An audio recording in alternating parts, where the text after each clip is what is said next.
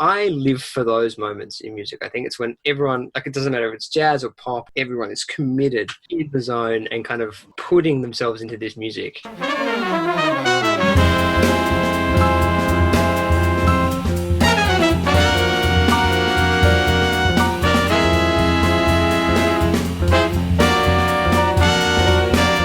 Welcome, Marty. Thanks for joining me. Good to be here. Yeah, Marty Holoubek, who's a great bass player and composer, musician, actor, t-shirt entrepreneur, or your merch entrepreneur. I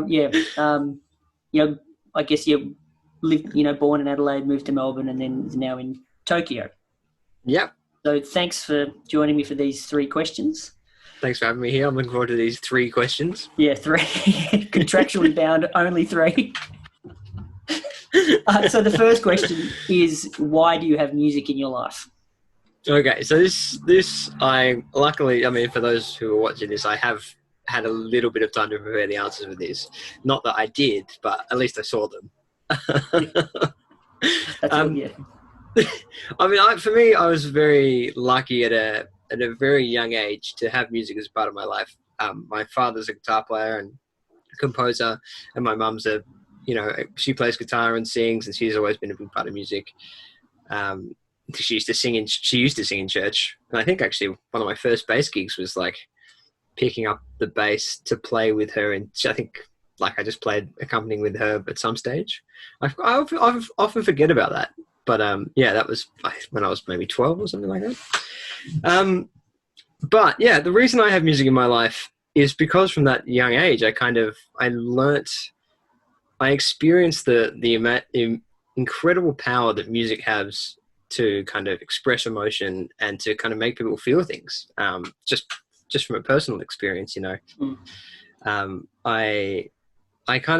felt that really, really early on, and I think that's what initially drew me to it in such a kind of intense way, to have that in my life and to be able to know that, one day maybe I'd be able to wield this power to kind of make people feel things or experience things. And I think it's super cool. And with that, the subjective nature of that as well. Like, I think that people will experience their own things through this and kind of take on what they will from the music. And I think that's a really important part of it for me. And the other part, I mean, that incredible, emotional journey that you can take people on is really special. But another part for me is I play music to connect with people. And I guess it comes from that. But it's like, whether that's being in a band with people or, even just being a musician, you kind of have that, you have that shared interest that you can kind of communicate to people with or talk about. And I think a really important thing on that as well is, like, in a band context, sharing, like feeding off each other and communicating things and influencing each other's musical choices and stuff like that is such a wild experience too, having those things at, like, kind of in your life, as part of everyday life is pretty wild. Yeah. And how have you felt that, I guess, moving to Japan a few years ago, that connection, how have you noticed any differences, with a cultural difference, or is it, same or similar as Australian musicians? What's your experience there? Well, I think, in that kind of thing, it's like you do have an immediate connection with people, immediately. So that's a really good way to break the kind of wall down between kind of cultural differences and stuff like that. Especially, I spend a lot of my time playing jazz music, and so that is, a universal language that originated, from Black American culture and kind of has been spread around the world and adopted and, changed in every kind of way. But having that kind of shared history and the shared kind of interest allows you to kind of, in a similar way back to in Australia, to connect with people, like for example, playing shared repertoire, like playing some jazz standards or jazz songs. You kind of, everyone knows them, but everyone knows them in their own way, and so you kind of connect with that, and use those kind of things. Yeah.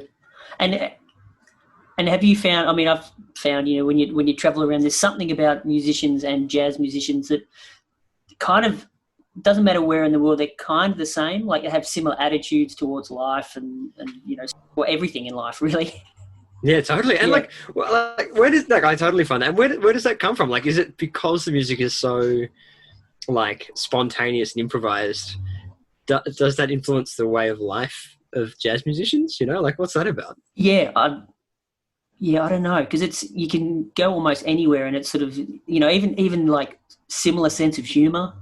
Kind of same kind of in jokes. It's sort of it's this sort of you kind of always feel at home. You just anywhere you go. I wonder what that there's another, I guess, research thesis that someone could absolutely someone could go into depth with.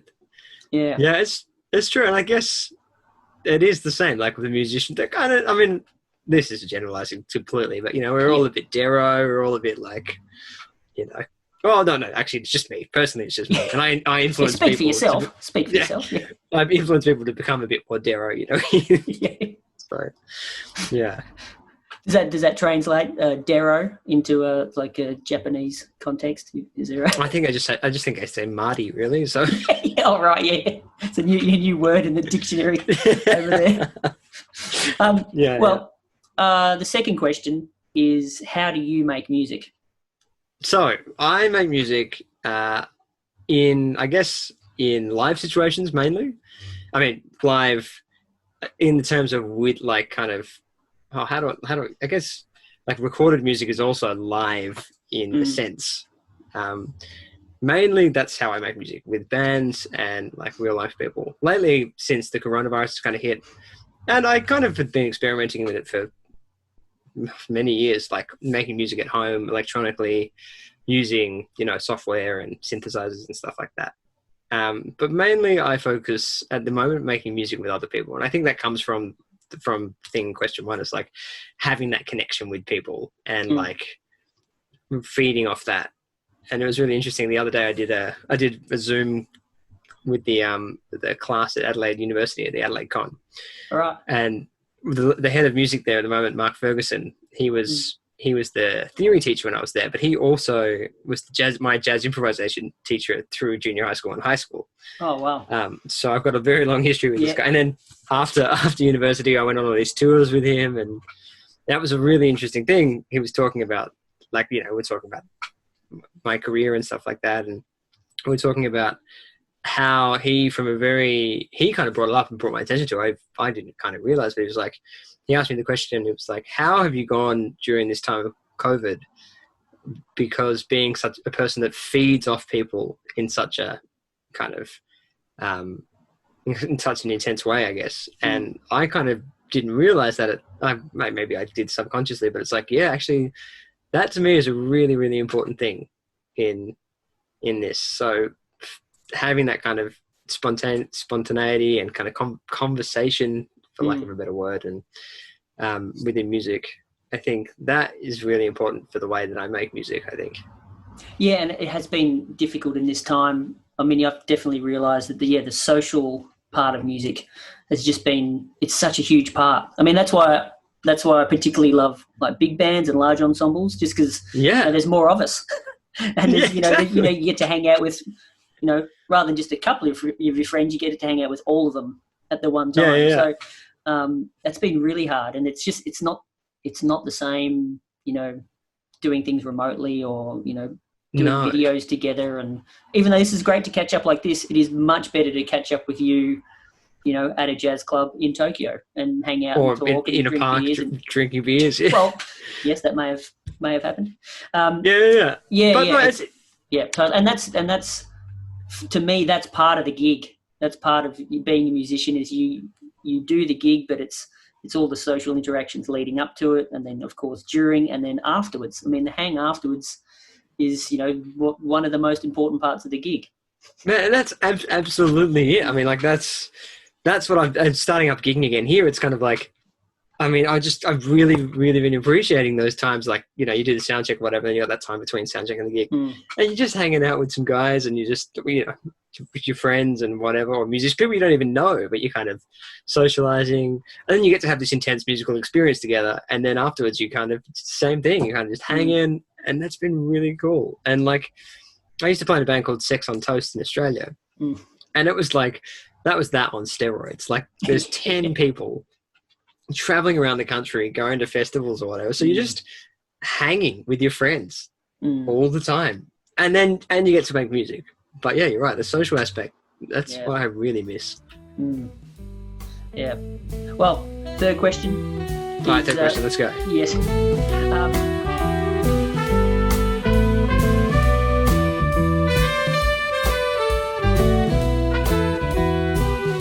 What excites you musically right now? So with this question, do you mean like anything? Okay, cool. Yeah, anything musically related that excites you right now. Okay, I reckon things that really excite me and always have is like, well, not always have. I think this is kind of a newer thing that I've been thinking about a lot, is like seeing my friends put out music and like music with people that I know is really, really exciting for me. And I think maybe it's because for me as putting out my own music earlier this year, putting out my first kind of solo record, not as part of a band or anything like that. Yeah. That really like kind of made me aware of all this stuff that happens when you put out music under your own name or these kind of things. And so to me, I really, really get excited by people putting out new music. You know, like I was talking to Ben Vanderwall when he was here just before the coronavirus happened. And we're talking about this, and he was telling me about all this music that's coming out, like Harry Winton's new record, for example. I can't even, Sinek Doki, I think it's called, or Sinek Doki. Something. I don't know how to I've seen the word. Yeah. and it's rubbish. No, I'm joking. It's really, really good. Yeah, it's really good. Yeah, but it's just like seeing my friends. I'm like lucky enough to call these people my friends, but also like checking out like this incredible expression of themselves being released into the world. I think that's so wild. It's really exciting. And I guess another thing is like, it's happened just this, as my girlfriend kind of made this, pointed this out to me recently, was like, I did a gig the other night at Tokyo Blue Note. It was a live streaming gig with a band called Answer to Remember. And the whole gig was really, really special and really exciting, and the caliber of musicianship was incredible. One of the big highlights of that gig, though, was playing trio with this great saxophone player named Tomoki Sanders. I don't know which accent to put on when saying this. Yeah, Tomoki Sanders and Ishiwaka Shun on drums, playing trio. We played Passion Dance, the McCoy China tune, and just kind of like hard swing and really like energetic music. And I live for those moments in music. I think it's when everyone, like, it doesn't matter if it's jazz or pop or whatever, it's like everyone is committed and in the zone and kind of like just putting themselves into this music. To me, that is like those are those massive adrenaline rushes you get, and those kind of like wow feelings, you know. Yeah, I live for that. And like I mean, I got them from an early age, playing in big bands, like with everyone kind of in the same headspace for those kind of goals and those kind of things. And yeah, I don't know. I live for that. That really excites me. Awesome. Cool. How was that? Was that okay? Oh, hang on, I'll just press record. Oh, no. Oh, shit.